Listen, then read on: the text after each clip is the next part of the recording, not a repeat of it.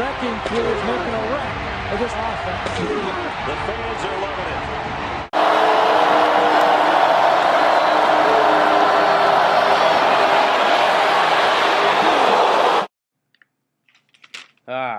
Football. The sport is ultimately interpreted as the ultimate collision activity. It often takes place that when watching a football game, hard hits will take place which wow the crowd and bring it to its feet. Chants from the stands of "he decleated that guy" or even "he tattooed the man after the play" raise the question of what goes into making a successful tackle and why do they happen as they do. This brings to question the physics of a football collision. In football, to stop or change the overall direction of a runner, a tackler must apply impulse in the opposite direction. Given the information that we should have enough to conduct a legitimate experiment. Let's review. The facts say that impulse is the change in linear momentum of a body. It can be found by multiplying the average force with the time taken to perform this act. Given the information, parallels can be drawn to the relevance of football and what takes place when we look at huge collisions like the ones we saw earlier in the video.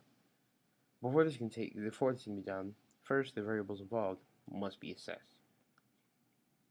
If two football players are charging at each other down the sideline at full speed, and one player has a mass of 77,110 grams, which translates to about 170 pounds in real life, moving at a velocity of 10 meters per second, which makes up for his size, and completes with a tackle in 4/10 of a second. How much force is used in the tackle? Well, this is a pretty legitimate question. Let's take the proper steps. Well, we know that impulse is equal to change in momentum, and change in momentum is equal to mass times the velocity. And we know our mass and our velocity. So we just multiply 77,110 grams by 10 meters per second, we get our change in momentum. The impulse is equal to change in momentum, which is also equal to force over time. Now, if we take our change in momentum and we multiply it by the time, we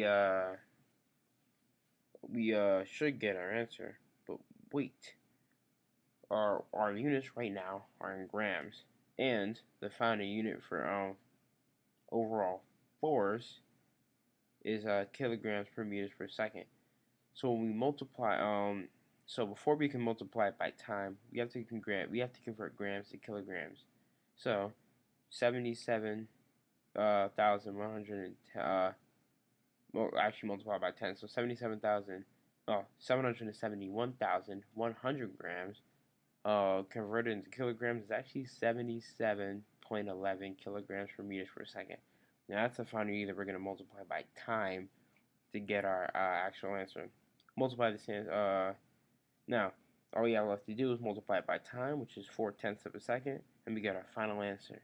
Now, moment of truth says that a football player charging down the sideline is 170 pounds, moving at a velocity of 10 meters per second, generates, what does that look like? 308,440 newtons. Well, that looks like it's going to make for a top 10 play on ESPN.